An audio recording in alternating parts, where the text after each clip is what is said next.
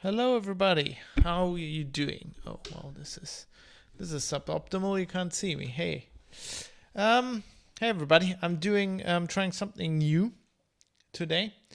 I am recording, or I will be recording in a bit, the 40th episode of my podcast, The Private Citizen. And I'd been asked in the past why I don't live stream these recordings, and because I had done so with other podcasts in the past, most notably probably Linux Outlaws, and people kind of like it.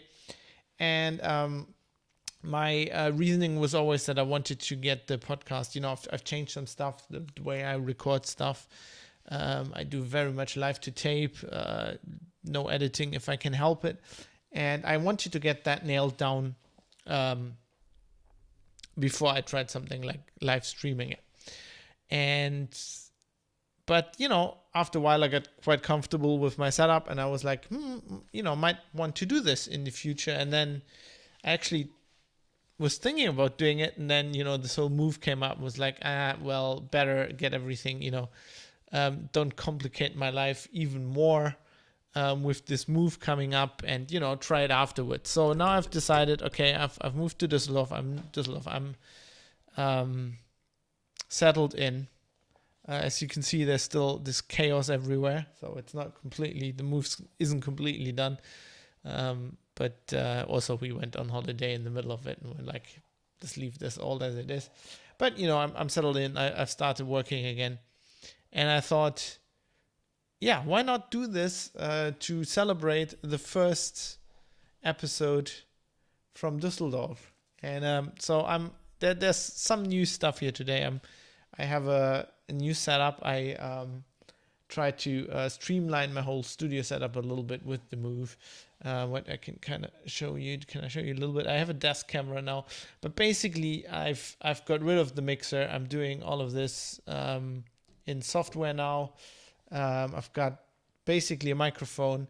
I've got a preamp, microphone preamp, and I'm just using a USB interface to get this into the computer, and then I do everything in software on Windows, in case you're asking. So this is all new. It might be a bit experimental. We'll see how this goes, if this goes as well as I hope it will. There's also some sound issues, which is due to this room still being a bit empty, so it's a bit echoey. I will have to work on that. And then there's construction going on outside. They're actually digging up the road because this whole building site where we moved into isn't quite finished yet. So there's like earth movers going past my window.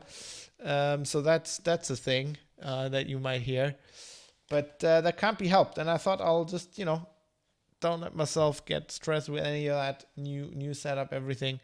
I'll just try it, and if it fails, you'll be there with me live as it fails. So this is how the sausage is being made, I guess. If you ever wanted to know. What I don't have right now is a capture of my screen. I don't have that set up, but I might do that in the future if people are interested on what's actually happening there. What you're not seeing is basically an audio player, my recording software for the audio, and then the show notes, which are privatecitizen.press, as I always say. Well, not now. I will say that. New mic setup. Gotta get used to that. I will say that in the show, but if you're listening live, you won't be able to go to it, obviously, because it's not actually online yet. Yeah, I'm gonna do the show as I always do it. Just go through recording. I'll have an eye on Twitch chat a little bit, so in case some impromptu feedback comes up, I will be able to address that. I won't be addressing it too much because I don't want to change the podcast experience for people. It's a podcast after all. But if there's some stuff, we maybe can discuss it afterwards.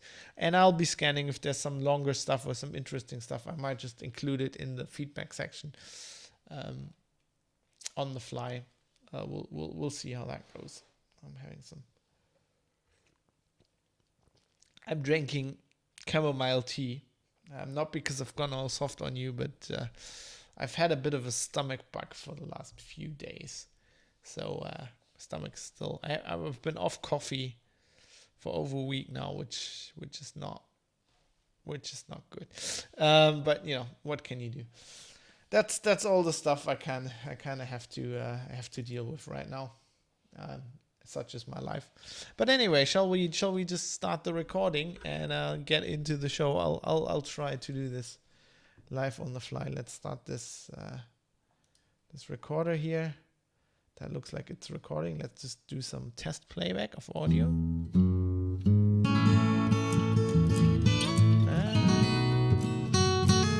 That's looking good. I think we can work with that. I'm playing this in the audio with the new system as well. Let's see how well that goes. But yeah, I'll do the show. You'll sit back and relax and have a listen, and we can chat a little bit afterwards if you want to. So I'm a bit excited. This is all new. Let's do this.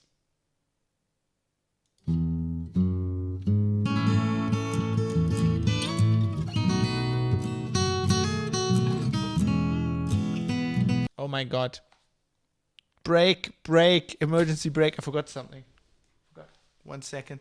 This is because all the chaos here.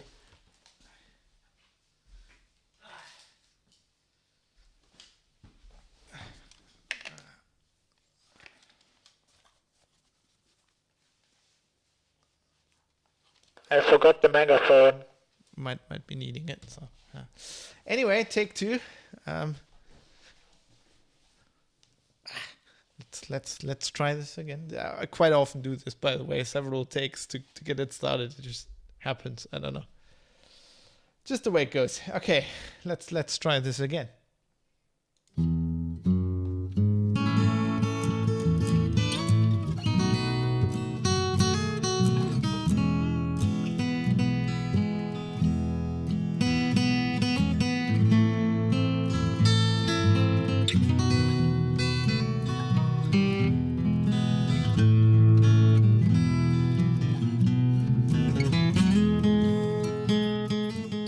You're listening to The Private Citizen, your weekly data privacy podcast. This is episode 40 for Wednesday, the 30th of September, 2020. Live from Düsseldorf. Hello everybody, my name is Fab, coming to you from the capital of the federal state of North Rhine-Westphalia, here, Düsseldorf in Germany, where I've just moved to. Indeed, coming to you live. We're doing it live. Let's do it live. Yes, I decided. I've got the move done, and I've decided to try something new, which is live streaming this podcast. So if you're listening to this on your iDevice or whatever, on your podcasting app, this won't change anything for you. Basically, as I'm recording this. A few hours before I release it, I'm streaming this live on Twitch. And if you're interested, I'll put a link in the show notes to a video. I always record these Twitch streams and put them on YouTube for posterity. So yeah, you can watch it there. This is something I might be doing more of in the future. People have been asking me why I'm not doing it. I first wanted to get the podcast sorted out and get this new workflow I had developed for the show working completely before committing to something like this. But yeah, now that I've moved and I've settled in, I've maybe now's the time to try it, and so I'm trying it. And yeah, as I said, I might do more in the future. We'll see. If you are interested, the Twitch channel's twitch.tv. What was that? Something fell over. Twitch.tv/Foxtrot Alpha Bravo. Something you might notice, this room still sounds a little bit echoey probably. This is because I'm trying to fix it in post, but this is because I'm sitting in the middle of chaos. I've built my studio's all built. about half of my stuff is in cupboards in my home office, but there's still a lot of stuff on the floor and everywhere. So you might hear that. You might also hear some construction work going on. They're actually digging up the road still. This building site we moved into is still not finished. So there's earth movers going back and forth before my window. I'm now on the ground floor. There might also be cars driving past. We'll see how that works out. Just don't get alarmed by any sounds. It's a new situation. We all have to settle in. With all this exciting stuff out of the way, let's get to today's podcast. What are we doing? What are we doing indeed? Today, I want to talk about two things that came up while I was moving. As I told you before, to prepare you for some skipped episodes, I skipped some release dates. I was moving from Hamburg to Düsseldorf, obviously a very long distance, pretty much half of Germany. That's about 400 kilometers. That went well. As well as, a move can be expected. Moves are always shit. That went well. And then me and my wife just left everything as it was and went on holiday for a few days, just to a campsite in the Black Forest, just completely unplugged. They didn't even have cell reception there, which was great. And so I had some time where I basically pretty much, half the month is gone for me. I haven't read any news, anything. It's either busy or on holiday without internet. So, but there's two things that I have happened that I've looked at later that I want to talk about. The first topic is going to be privacy laws outside of the EU. This is GDPR related legislation that is trying to get passed in the US. And then also whatever is going to happen with GDPR post-Brexit, which is also a very interesting thing, interesting story that I had talked about earlier on this podcast, and I want to revisit what's going on there. And then the second topic is just Amazon, new Amazon products that have been released and, not released, actually announced.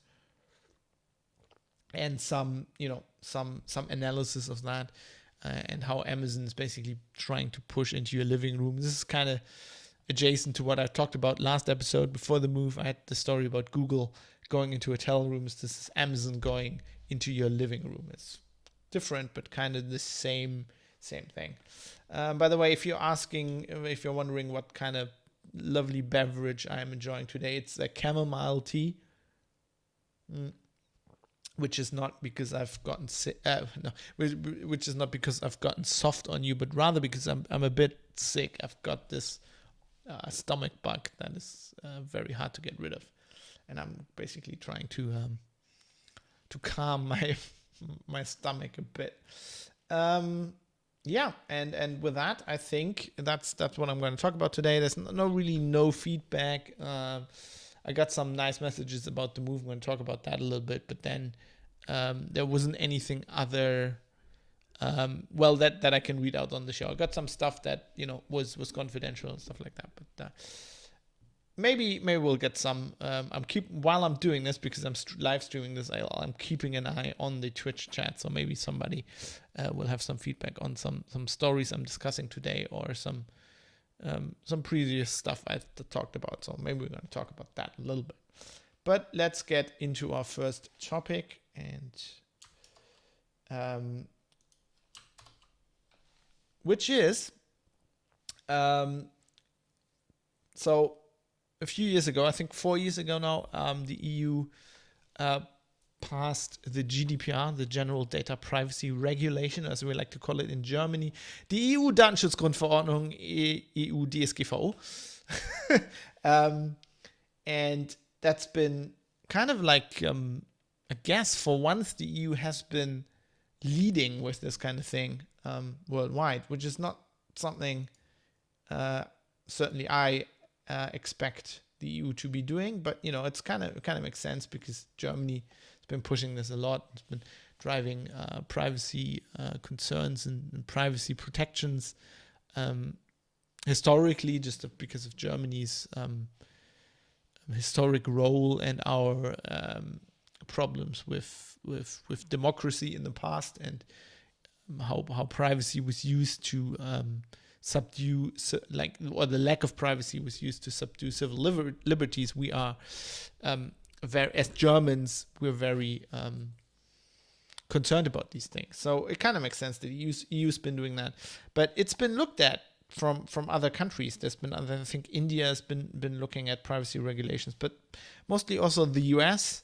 And then of course there is an issue which I'm going to talk later about, that is the UK, because the UK obviously with Brexit leaving the EU, but still has so far committed to retaining the GDPR. Now that's a little bit in question, but let's look up at the US first. I mean, the US is obviously one of the last countries you would expect to have regulations like this, because all the worst offenders, all the companies that basically make their living off violating our privacy, are US companies. Talking Google, Facebook, now Amazon we'll talk about later. But the tech companies are pretty much all from the US. They are lobbying a lot against this kind of thing, which is understandable from their point of view and the point of view of their investors. But so it's just, you'd expect the US to be like kind of the last country to come in with legislation like this. Interestingly, that is not quite true, because in the US, a little bit, with their the way how their state is run, similar to the way it's in Germany, they have a federalized system, and so there is a big difference between the U.S. federal government and certain federal states. Now, with the states, in the state in question here, interestingly, the one that is actually quite proactive about privacy is California, which is, again, is weird, because that's where all the tech companies are. But that's also where all the progressive, we want to make the world a better place people are. So it kind of falls together, I guess. And the California had passed, I think, last year or probably even the year before, a law called the California Consumer Privacy Act, the CCPA, which has come into force this year, and which is kind of, calling it GDPR equivalent would probably be a bit much, but it's kind of it comes close, right? It puts a lot of protections. I'm not an expert on this law, but it puts a lot of protections into law that previously in the US were unheard of. Now, apparently they've been under fire about how much they're actually enforcing this law. It can be said about the GDPR in Europe that actually the enforcement has been quite strong, being quite draconian. There were fears in the beginning that these strict rules and companies not being prepared for these rules would lead to what we call basically cease and desist waves. So in Germany, we call this Abmahnung. I mean, the cease and desist letter is basically the same thing. There are lawyers that are making a living of basically threatening companies that don't comply to laws like this, and then threaten them with fines. Otherwise they would sue them, and that was a big worry in the beginning. It has turned out not to be as bad as people have expected. I'm also not an expert on this because I'm not a lawyer, but I feel like it has kind of worked. The GDPR puts a lot of emphasis on consumers enforcing their rights. So as far as I understand it, it's not trivial as a third party to go after a company.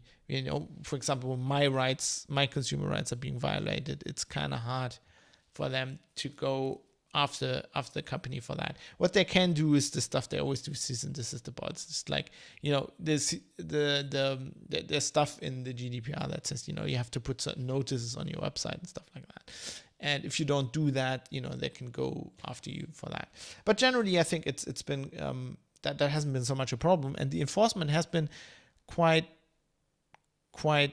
draconian, one would even say. I think this is just like one aspect of but not in a bad way necessarily, like one of the aspects of the GDPR. So the GDPR is largely modeled after, or parts of it are largely modeled after, the German privacy law that was there before. And we had these laws for years, so nobody cared about them. And one of the reasons was that the fines weren't high enough. There was like maximum fines. So if you're a company like Facebook, and let's say even the maximum fine is $1 million, then €1 million really doesn't hurt you if you're Facebook or if you Google. So with the GDPR, they changed this and they made this a percentage of the revenue, which hurts companies a lot more. And this is why it's generally considered more effective. So the enforcement in Germany has actually been quite good. Now, the enforcement in California, not so much apparently. But the issue that is now coming up again. So I'm talking about this because I read a story, link as always in show notes, privatecitizen.press.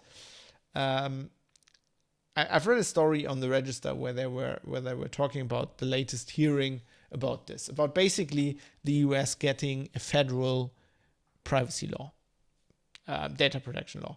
And the problem here is that California kind of went ahead and created a law. And now one thing that could happen is that all the that more states, I keep calling it federal states because that's the name in Germany, but more states do that. That is that is something that you could imagine happening. Now, as this Register story points out, and I think everybody's in agreement about this is not what anybody wants, because that just creates problems, because then you have 51, oh god, how many I always forget this, how many states does the US have? US states, oh god, why don't you have focus? 51 list of states and territories. Why is there 50? Okay. 50, a federal district, 5 major territories. And there's already somebody from Twitch chat saying 50. I always thought it was 51. It's probably because I always think of Washington, D.C., which is technically not a state. But, you have 50 entities, and they could pass all their different laws. Everybody could pass their own laws, and then as a company who, you can't do just business in 3 states of 10 states in the US. You have to do business in all the states, and which means you have to comply to all the laws, which could become very, very, just imagine the GDPR, but then you have 50 different versions of it. It'll be just too much. So everybody agrees that if you want a privacy law in the US, it should be a federal law, so that it's uniform across all the states. There's some other ideas that have been posed in this hearing and other hearings where they were basically saying, well, what we could do is we could have a framework, like the federal government would have a framework, or they like to call it rule book, because American football, a playbook, sorry, call it a playbook. It's basically rules that the federal government establishes, and then all the states have to, would create their own laws within that framework. That would be something you could be doing. This is similar to what the German government does sometimes. There are certain things that are under the purview of the federal states, as per the constitution, education being one, hospitals, medical services being another. You can, the federal government can publish a guideline where all the states get together and they're like, yeah, we have our own laws, but they have to agree generally to these guidelines. That's the thing that could be happening, but the problem seems to be that this is not happening at all None of this is not a federal law. Maybe some other states will pass laws, but the federal law seems to be in a very far in the future right now, if not. I mean, basically in the current political climate, it's not possible. As the Register says, as usual, things have split largely down party lines. To simplify, Democrats think American citizens should have the right to their own personal data, including telling companies what they can gather and whether they can sell it. Republicans believe companies should have the data because it's worth money and money is good. And this is the situation in the US right now with everything, but it's also really funny because this is really funny to me because the California is a it's a Democrat-run state, as Democrat-run as you can get, as progressively Democrat as you can get. And this is where all the companies are. They want to publish these laws or get these laws on the book, and the companies that the Republicans are afraid of getting hurt by this are all in California. they're all in Democrat-run state, which is really weird. So I generally, I don't these days I don't often agree with the Democrats. I would agree with them on this. I personally think just taking the Californian law and making a federal law from that, extrapolating, would probably be a good start. But I can recognize I'm too much of a realist not to recognize that that's probably not possible. Also, the Californian solution has its problems as the register here says about this hearing. The elephant in the room, of course, was California Attorney General Xavier Becerra. California has created somewhat of a problem for everyone by passing the California Consumer Privacy Act, CCPA, which finally came into force earlier this year.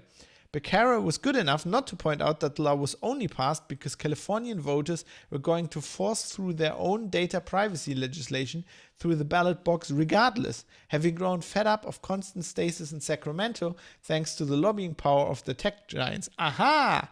So it was the voters. It wasn't even the Republican state government that wanted this law.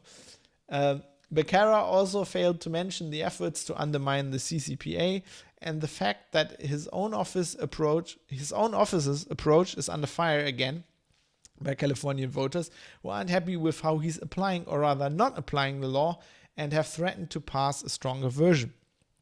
In Washington, Becerra is under pressure from the other side of the spectrum. Those who don't want data privacy legislation to actually, bumping the microphone. Those who don't want data privacy I'm losing it. I'm losing the plot. In Washington, Becerra is under pressure from the other side of the spectrum. Those who don't want data privacy legislation to actually give people data privacy, or at least not at the expense of companies. Now, there was another interesting suggestion that was mentioned here, which I found intriguing, and that would be the former FTC chair, William Kovacic, who was FTC chair under President George W. Bush. His suggestion was to give the FTC, which already regulates the networks, as in TV networks, radio networks, and also the internet, as it pertains to the US, to give them power to deal with privacy issues. And then you'd have state rights for everything else. He said the federal government could come up with a framework onto which states map their own rules and laws. That's the playbook suggestion again. But even under that bare bones approach, Kovacic noted that it would take a long time and, quote, cost a lot, and, quote, to pull in, quote, economists, attorneys, technologists, socialists, end quote, and he suggested that they all get paid extra 20% more than normal the 20% more than the normal civil pay scale, and that Congress provide an extra $1 billion a year to the FTC to oversee it all. Noting here that this guy is one of my examples for Americans who I think doesn't know what a socialist is, because he wants to employ socialists in the FTC. And I don't think he understands what a socialist is. If you're interested in that, I refer you back to an episode I did a few episodes ago where I talk about socialism and communism and what all these terms mean. So it looks like this is not going to happen. But I thought it was still interesting to talk about it, to talk about that this is something that is being at least discussed with US lawmakers, something that obviously some voters want, and where the problems are. I feel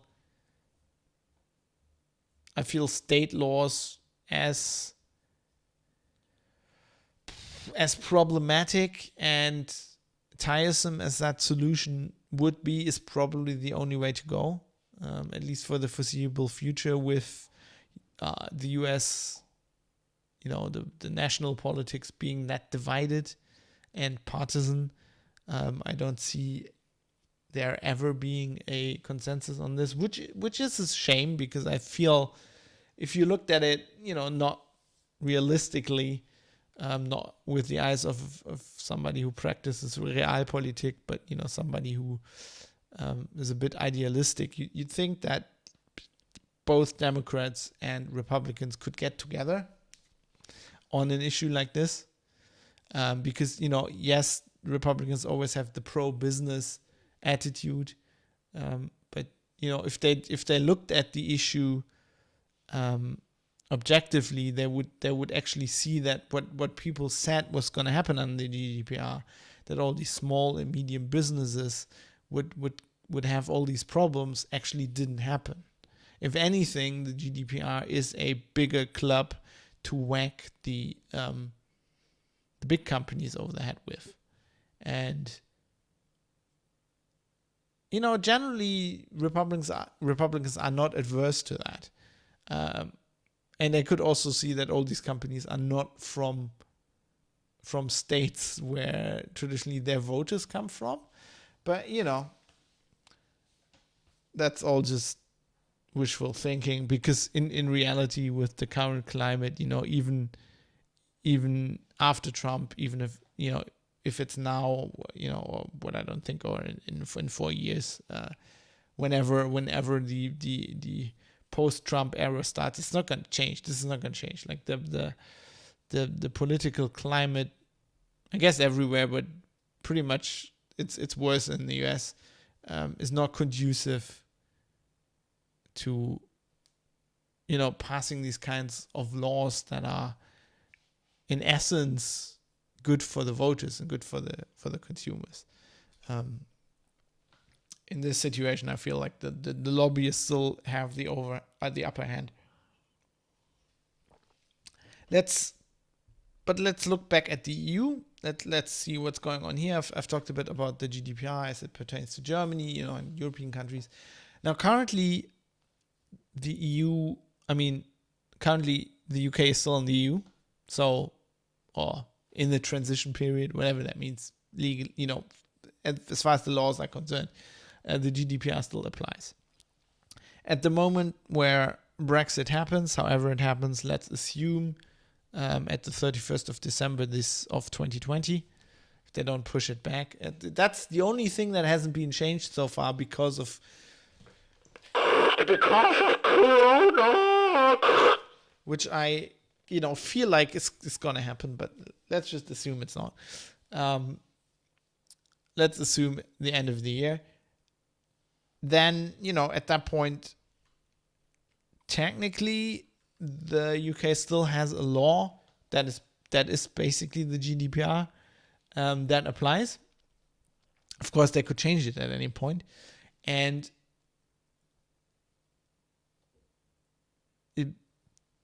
that's how it applies to the UK. But there's always a question that is still there for EU lawmakers and people in the EU, because even if the UK keeps this this law they have, this basically GDPR law, even if they keep that, it's still not the GDPR, and legally speaking, the UK is then an external country. And now this brings up the questions I've talked about on earlier episodes of this show. So within the GDPR framework, there is 3 different stages you can have. Like if you're a legal entity, either you're dealing with, let's say you're in Germany, you're a company in Germany, you're within the jurisdiction of the GDPR. There's 3 different situations you can have. Either you're dealing with another company in the jurisdiction of the GDPR, i.e. in the European Union. You're dealing with a third-party country that is considered by the EU Court of Justice as having equivalent, in air quotes, privacy regulation, or it's a third-party country.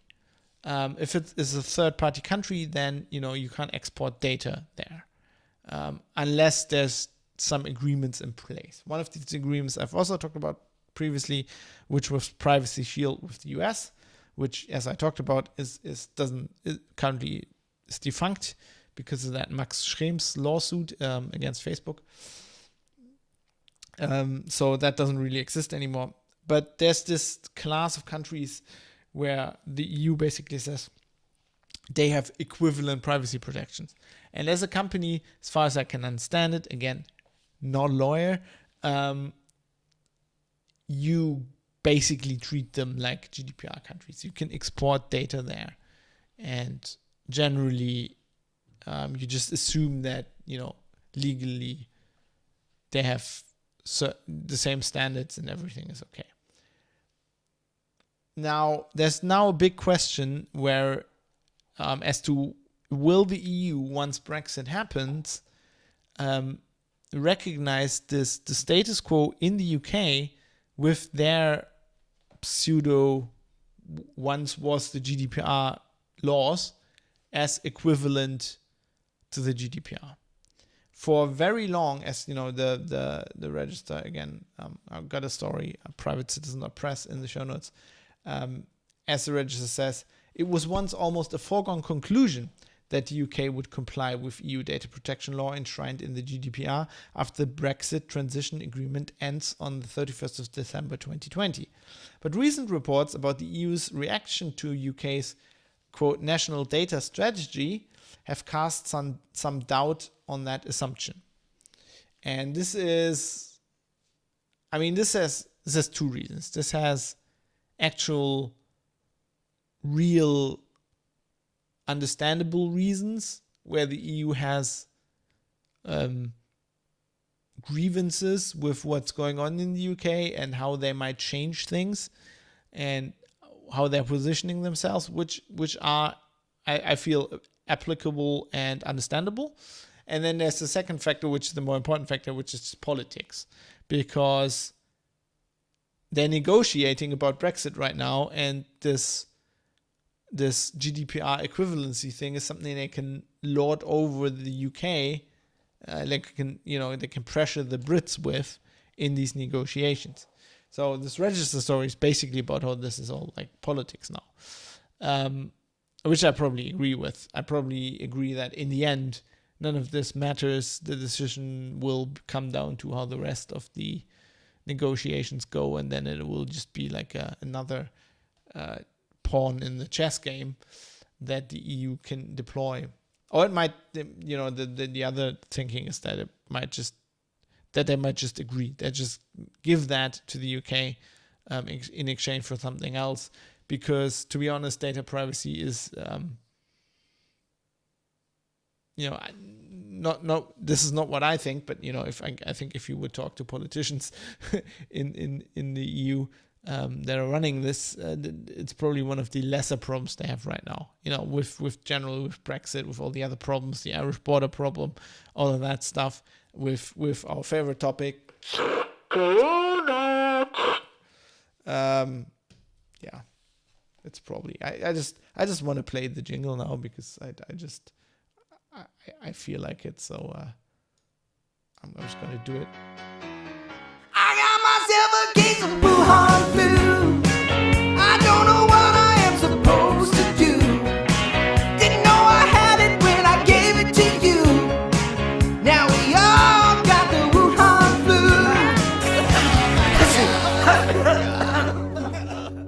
Because of the Wuhan flu. That's another problem they have, obviously. I just want to play that. Props to No Agenda. I stole that jingle of the great No Agenda podcast with Adam Curry and John C. Dvorak. So it's probably going to be a political ping pong ball, but to be,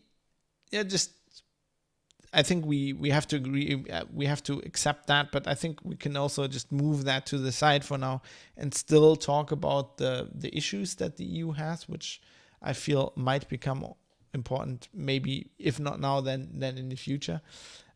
So in this whole strategy, there are several things that the EU is worried about. One of them is a commitment to remove, quote, legal barriers, real and perceived, to data use, and then sharing data across borders, making that easier, and what the UK calls a, quote, radical transformation of government data use. I don't know. I think they think radical is a good term. I don't, radical transformation of the data use. Does that sound benign to you? I don't know. It doesn't. It sounds worrying to me. And then there's also Boris Johnson has apparently recently said or explained in a written answer to Parliament that the UK might allow in the future allow ministers to change data protection rules without going through Parliament, which is of course worrying if you're the EU. Well, it should be worrying if you're in the UK as well. That sounds like a blatantly undemocratic process. Why would you do that? Why would you have Parliament pass a law and then give government ministers the right to change, basically the fine print without consulting Parliament? That makes the law worth nothing.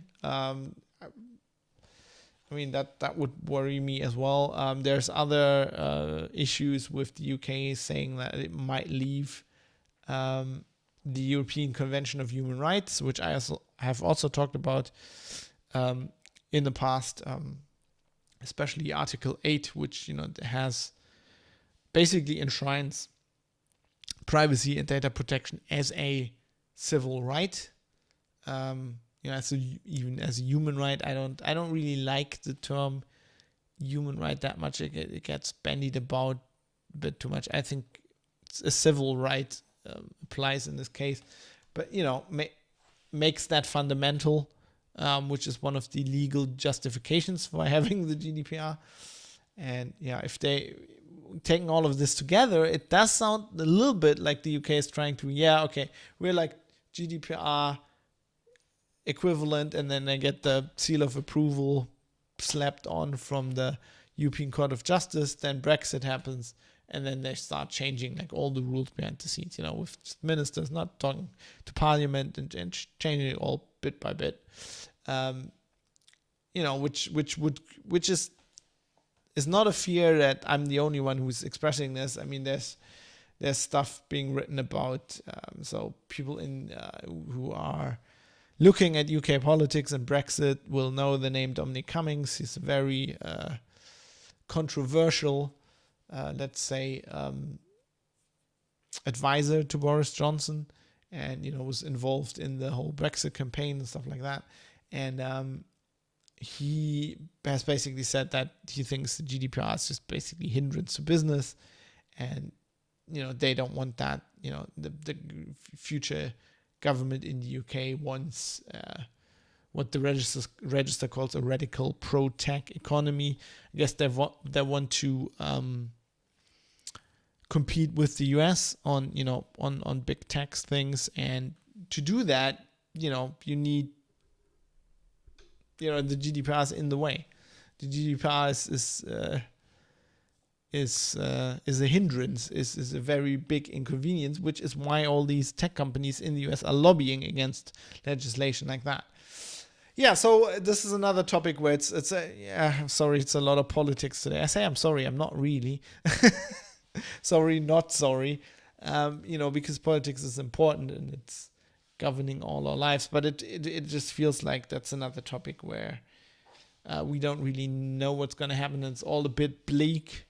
I feel like discussion of that, as I said before, in some respects is kind of futile, because it's gonna be end up a political play ball for the negotiations anyway. But as with the US, the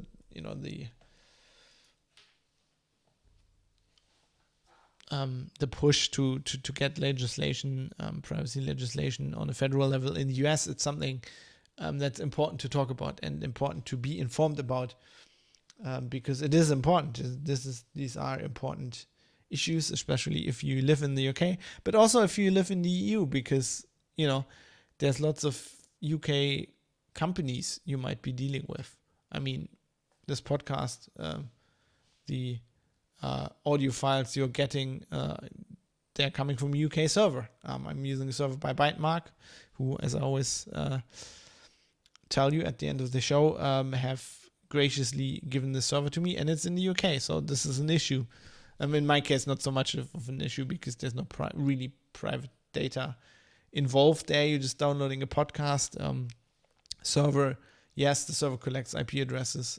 I do delete them after 30 days because I feel like that's, so as I can understand, that is pretty much the way to go under the GDPR, and it gives me enough time to get some inkling of how much the files are downloaded, and then I can just get the total numbers, and I don't have to keep the IP addresses around, which I don't need anyway, because I'm not Google and I'm not trying to sell you anything, except maybe a Patreon membership, but not even that really. So maybe a bit depressing, but still, as with much that's happening these days, a bit depressing, but something we need to be aware of.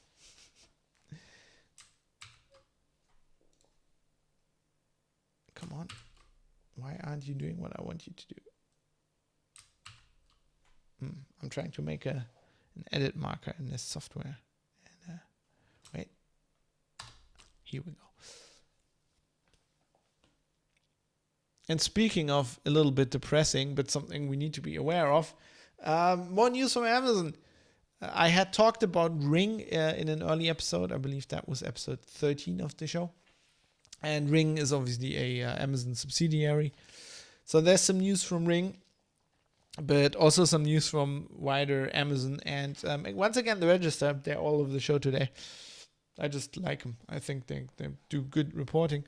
They had an excellent analysis, which of course I always put in the show notes. PrivateCitizen.press, once again, is the website with all the contact information and copious show notes. Oh no, I don't know if you heard that, but now the neighbors are hammering nails into the wall. Yes, everybody's still moving in here. They might be start drilling any moment. That's how it goes. We'll have to deal with that. Where was I? The Register. They had an excellent analysis of this. This Amazon's latest announcements. So the first one is this is really spooky. It's called the Ring Always Home Cam. And that's already, I don't know who comes up with these names, but they're always like in this Silicon Valley bubble I was talking about. And the Always Home Cam, that sounds great. Sounds amazing.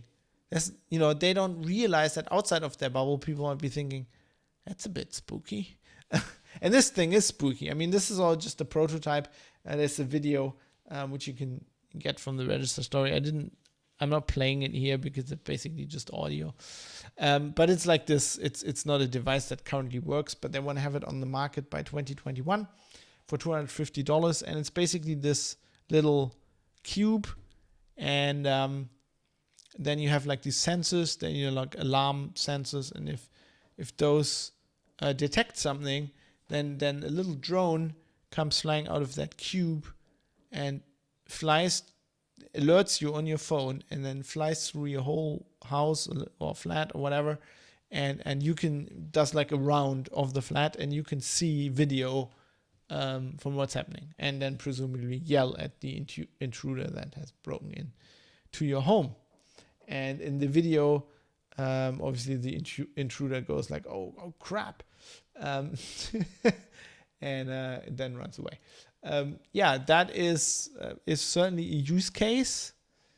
I personally feel I don't know how much professional burglars are gonna be dissuaded by that. They're probably gonna be, because as far as I understand, when somebody tries to break into your home, as long as it's not like home invasion kind of bullshit, they just, try to break in when you're there, and as soon as something is wrong, they just run away. Somebody comes or whatever. They don't want any hassle.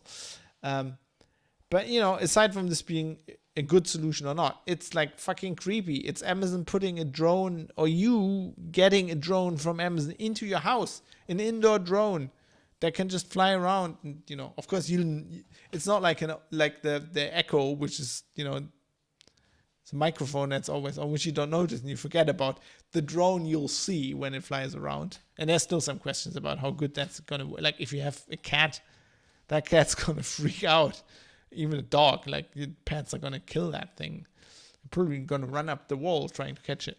But, it's just creepy. Amazon, like, wanting this drone in your house. Then, of course, they have it's called the Ring car alarm. You can put in your car. That will detect if your car's broken into, or if you're in a crash, and then do a video call, and you're like there upside down in the side of the road, like broken arms, and they're calling, doing a video call. I need help.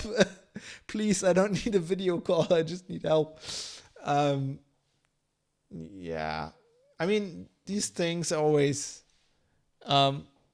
there's use cases for these, of course, they're products, but I always feel like they don't make your life that much better to put up with all the potential spying that'll be going on.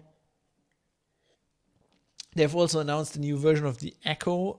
So here at the register says, rather than the usual hockey pucks, next generation of the Amazon Echo will be little fuzzy round microphones and will have better sound. Additional AI, that's what we need, that will recognize your voice, and there'll be a cute version that looks like a panda or tiger that will read to your kids. Yes, get them started early on this shit. And then there's a new Wi-Fi router that will mesh with others and form a new secure network for all your devices. I love that Amazon's just assuming that my network at home isn't secure. It's like, I need a new secure network. I think what they mean is that it's secure from them spying on it, which their network obviously won't be. Man. They also have something. This is the most worrying thing. I think aside from, the Ring stuff, and they're putting that in your house now as well. So, listen to that other episode if you want to know about what the problem with Ring cameras is, and, how police uses them to basically have warrantless video surveillance. And that's a problem. But now they're also putting them into your house because they want to know more about what's going on in your house. Great. But the thing that's really worrying me is something called Amazon Sidewalk. And Amazon Sidewalk is their it's a proprietary smart home network, I guess. As the register says here, Sidewalk is a wonderful, clever thing. It takes a small amount of your Wi-Fi network bandwidth and uses it to share data with other Sidewalk devices. It is its own Internet of Things network, and all the data and all the new gadgets from Amazon just announced will incorporate it. The old ones will get it through software updates. Amazon's Sidewalk is proprietary and uses Bluetooth low energy over short distances and 900 megahertz low Ra bands and other frequencies over longer ranges. I wonder how the old devices are going to get that by software update, but maybe these radios have been in there all along. Crucially, while at the same time working on a new industry, smart home standard with Apple, Google, et al., Amazon ruthlessly exploited a hole in the current situation to gain platform control. And of course, it's a proprietary network and it talks to all the other Amazon devices, which is great, but they're all concerned about your privacy because, as the register says, Amazon has done a very smart thing. It's come out forcefully on the issues of privacy and security. The network will be locked down and none of your information will be shared, except, that is, with Amazon.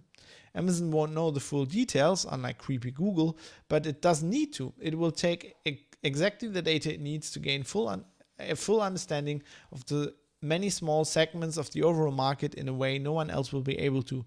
And then it will beat anyone in its way in each segment.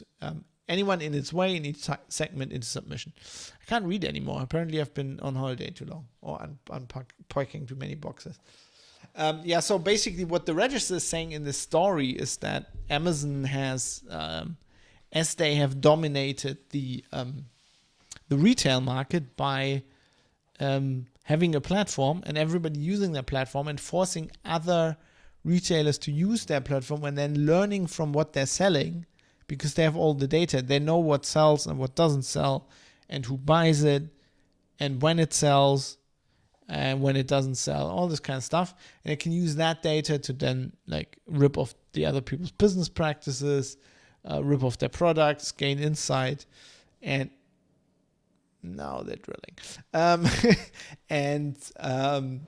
Basically the register is saying they want to do this now on a bigger scale, not only on their own website, but also in everybody's living room with all these devices. And then they know all about, what you like, what you don't like, and all this stuff. So basically they're trying to get a heads up on Google, which has a lot of this information through their search engine, because traditionally if you want to buy something and you'll search for it, Amazon is trying to get that because they can't be the search engine, which, they're smart. They didn't even try. They saw that from the beginning. They're trying to get that access to data in different ways. I don't know. I find this extremely creepy. And my issue with this is always that I've never understood why people get these devices. I have friends, when I worked at CT, and we did a lot of early stories about the smart home stuff. From the very beginning, I was always like, why are you buying this? Why are you buying this Echo? Like, yeah, okay. So then you talk to somebody who's buying these devices, and they're like, yeah, well, I can, when I'm cooking and I don't have my hands free, I can change a song by talking to the thing. You're like, really, that's your use case. I just dry my hands and wait 5 seconds or 10 seconds longer and then change the song. I mean, it's not breaking my leg to do so, it's, yeah, a smart car alarm can be handy when your car is stolen. But on the other end, how many cars have you had stolen? Like, how often does that actually happen? I mean, that happens a lot, but there's like millions and millions and millions of cars. So, and if you have a very expensive car, it has all these systems built in anyway. And you're like, yeah, so I have a bit more security, but no, Amazon knows where I am at all times. And they can turn the thing on. They can turn the microphone on when they want to listen to shit. And we know that they do this stuff, right? They said, no human is listening to that. It's all AI, right? The Echo, the Amazon, the Google thing, it's all AI. And then it just turns out, no, it's not. It's fucking people in Ukraine, underpaid students somewhere in the US or, call centers in the Ukraine. And they're listening to this and they're trying to figure out what people are actually saying. Not that I have anything against Ukraine specifically, but, we know they're lying about this shit. they've done it in the past, and it's just like the benefits that you get are so tiny for what you're giving up. It's annoying. I mean, and you can't get away from it, right? So I bought I do a lot of my, or traditionally we did a lot of our like Netflix and Amazon stuff over an old PS3 that I'm not using for gaming anymore, but it's very cumbersome, right? I never bought like a remote control for it and stuff. So I bought an Amazon Fire TV stick because it's cheap and it does everything I want to do, and you just plug it into the TV and it works. But now it's like fucking, you can only get the remote control with like voice control, and then you have Amazon Echo again. I don't want that. I don't need that. And then, you can't really turn it off. Currently it's set to, you have to push the button for it to go on. Kind of have to believe them that that's actually true. I don't know. And then, all the, then Amazon's very helpful. And you use like the Fire TV app or whatever, and it gives you like on the screensaver, it gives you all these handy tips you can use Alexa for to figure stuff out. And it's like, Alexa, show me a comedy movie. Right. That's how I pick my movies. I just want any old comedy. It's like, oh, tell me a joke. The fuck? When was the last time in your life that you said, Frank, tell me a joke? Right? It's not a thing you need. That's not, if I want a joke, when was the last time you wanted a joke told? Yeah, you might listen to like comedians or whatever. Yeah, sure. But like a joke?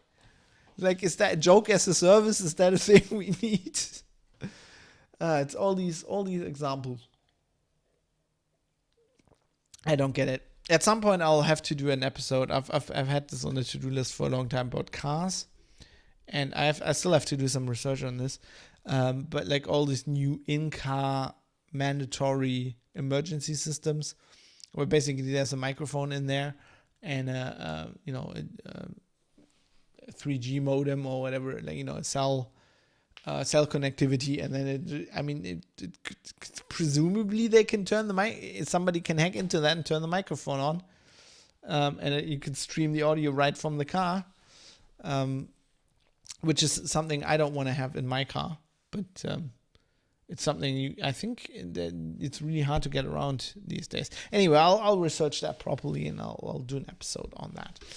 And that's pretty much it for now. That's the two topics I wanted to talk about. There isn't really feedback today. Apparently everybody's taking the time off as well. I actually didn't get that many messages while I was moving. Maybe people were, maybe you all were just very considerate and were like, he's got his hands full in anyway. Don't want to send him emails now, which I I appreciate. What I also appreciate is, some people sent me some really nice well wishes over email, over social media, and basically saying, hope the move goes well. And when I said, I'd arrived, and nice to see you made it and stuff like that, which is really cool. I got some other messages. Some of them were anonymous that, just prompted me to maybe do some stories in the future that I can't really talk about. And that's pretty much about it, except from correcting me on the number of states in the US. Twitch has also been very quiet today, but also I just announced this on last minute, and it's kind of experimental, so I understand. There's people are probably still at work. I'll try to, if I do this again, I'll try to do it more on if I ever stream the podcast live again, I'll try to do it more on a schedule and announce it beforehand. Hopefully on my blog. I wanted to do all of that, but I just couldn't. I just didn't get around to it. I mean, it's just like chaos everywhere, and it's all been a bit touch and go lately, but we're settling in, and it'll all become more regular again. At least I made the scheduled Wednesday release date. That's good. Definitely trying to keep that up. So there'll be a show next Wednesday. We'll see. Maybe one before. I'll see. Maybe I'll get an extra episode in at some point. But I can't promise anything right now because of the aforementioned situation with boxes in my room. At some point, I will have to clean this up. Otherwise, there'll be trouble. Yeah, so that's it. That's it for the show for today. I would just close with my usual explanation of how this works. This podcast is produced under the value for value model, which means I give it to you for free, and then you decide if you derive some value from it. If you do, I would appreciate it if you give some of that value back. Toss a coin to your podcaster, so to speak. And you can do that. You can go to Patreon. I have a Patreon.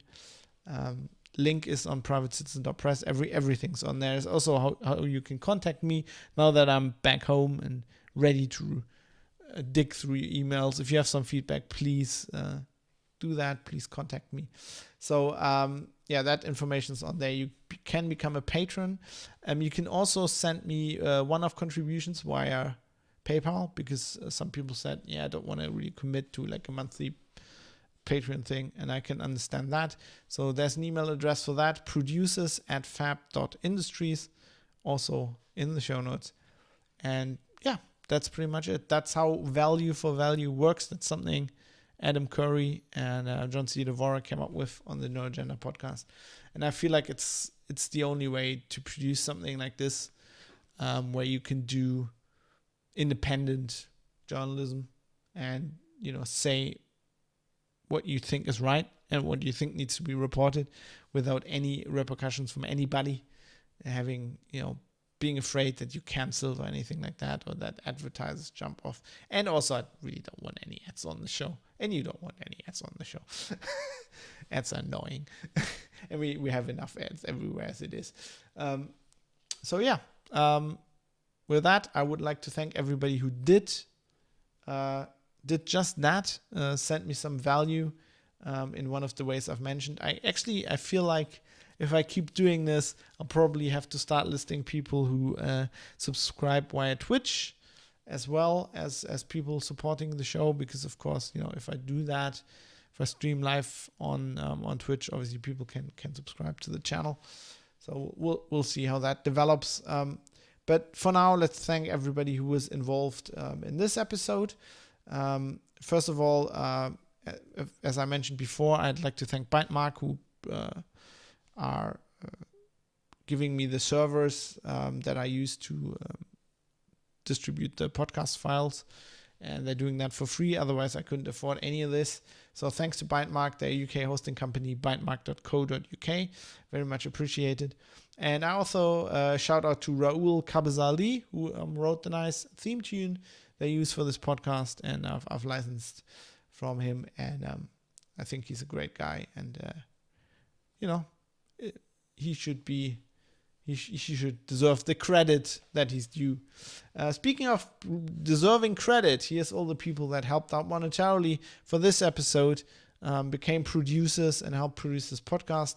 Those people are Niall Donegan, Michael Mullen Jensen, Jonathan M. Heavy, Georges Walther, Dave, Butterbeans, Mark Holland, Steve Hose, Shelby Groover, Kai Sears, Vlad, Jackie Plage, 1I11G, Philipp Klostermann, Fadi Mansour, Jaroslav Lichtblau, IKN, Matt Jellyman, Joe Poser, Dirk Didi, David Potter, Dave Umrish, Mika Martin, Waitauta Sadauskas, Ricky M, Drive Zero, SJ, Jonathan Edwards, Barry Williams, Sylvia Vulcan, and Richard Gilson. So thanks to all of you. I appreciate it very much.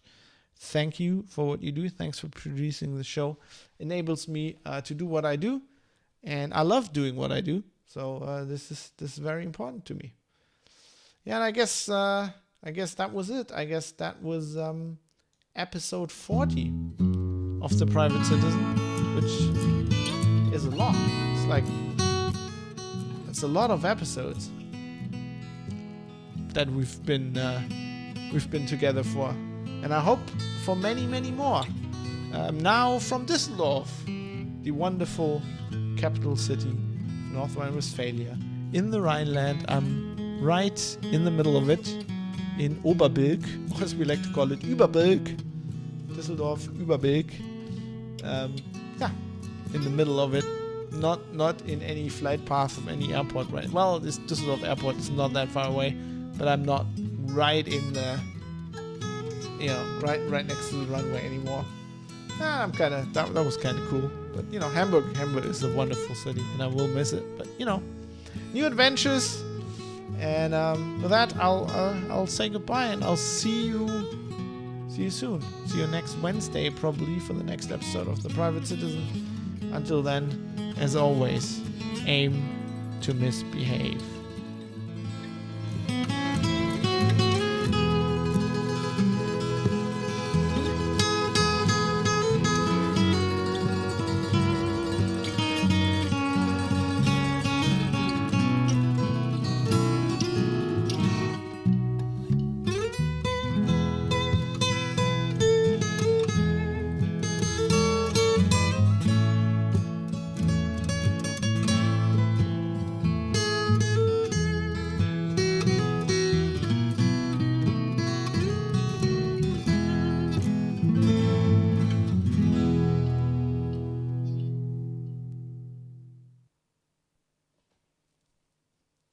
And that's it. That's how we do these things. That's how I record them. So let's go to stop this recording, and then save everything. Just to be sure. Okay, that looks like it worked. That looks like, well, it's still rendering some things. But that looks like I've got a podcast recorded.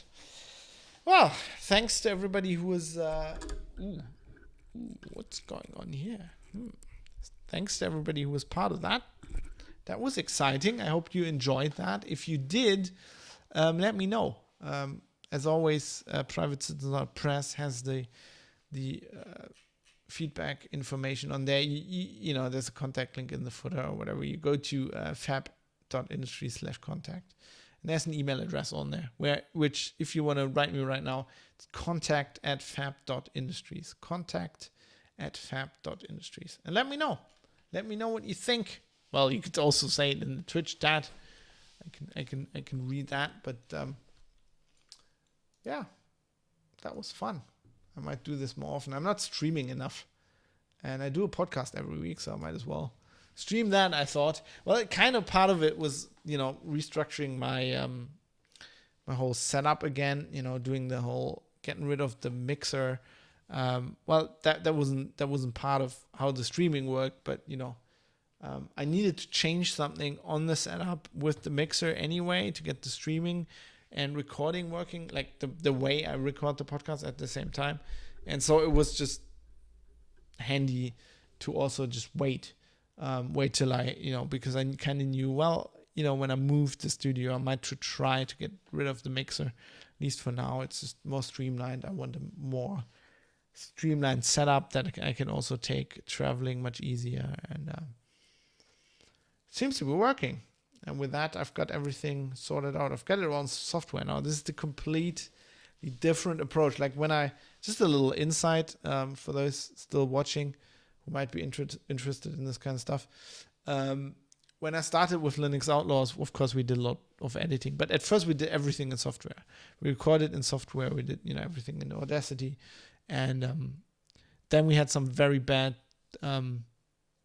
experiences with software crashing, and we'd have to redo podcasts. And that's when we went to hardware a lot. I mean, for LO, I always had to use a mixer because of some stuff we were doing. But I then went to, we recorded on a hardware recorder, and for years, I was like, I did everything in hardware I could. And obviously that needs a lot of space, and I have a big rack compressor it's under my desk and stuff like that. And I've come to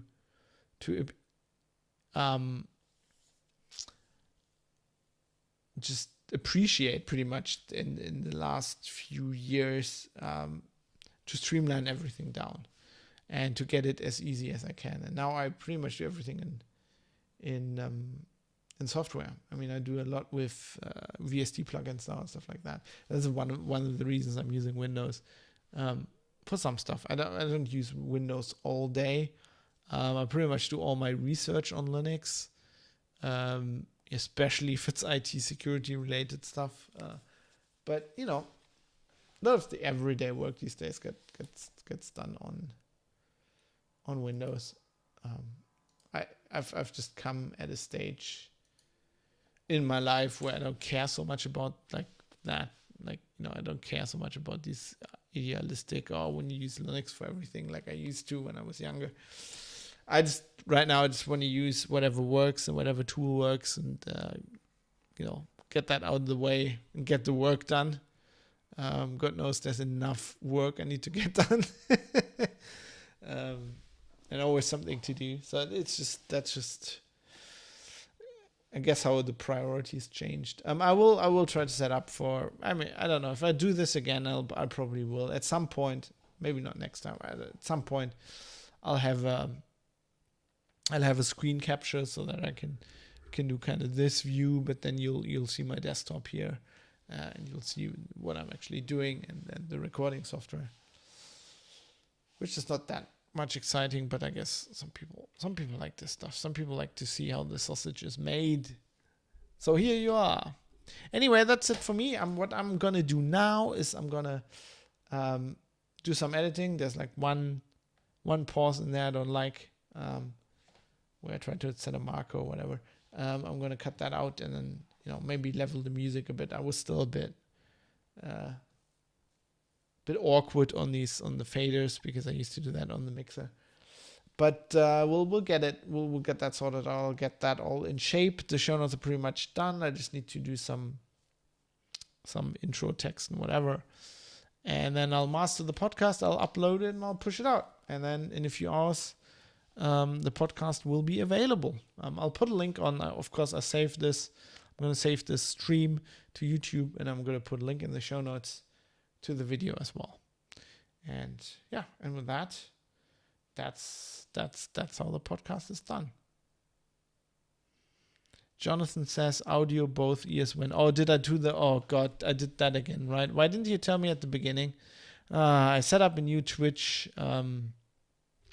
Fuck.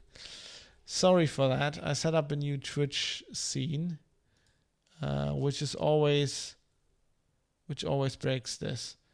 Because I always forget to do this. You need to go to advanced audio properties. Then for the microphone, you'll have to set it to mono. So, and now it works. Well, now it works on this camera. It's probably, no, that does it for all. If it's device wide. Okay, see, this is how it's fixed. Yeah, I'm still live. Thanks for joining. I'm just done with it. Ooh, now luckily I'm just done with the podcast because now they're drilling through my ceiling or something. Oh God, that's the problem with everybody still moving in. Sorry, I missed. I fucked that up. I think I can't. But this is a problem on the podcast. Obviously, this is just a Twitch, an OBS related setting. I probably won't be able to fix that on the YouTube video, but that's just the way it goes. So it's a learning experience. I guess I'll fix that for next time. So you just jumped in when I was going to jump out, but I'll put it on YouTube, and as usual, you'll be able to see the podcast, and I'll try to do that later. You're being boarded? Who's being boarded? What? What do you tell me, Jonathan? I don't get this. Is this a reference? I need to maybe it's just I've been off streaming for too long. I don't know. This is one of the things. Oh, the drilling. Yeah, they're drilling my hull. Exactly. Now I get it. Emergency. We're being boarded. That's kind of, it's kind of what it sounds like. Have you been watching The Expanse?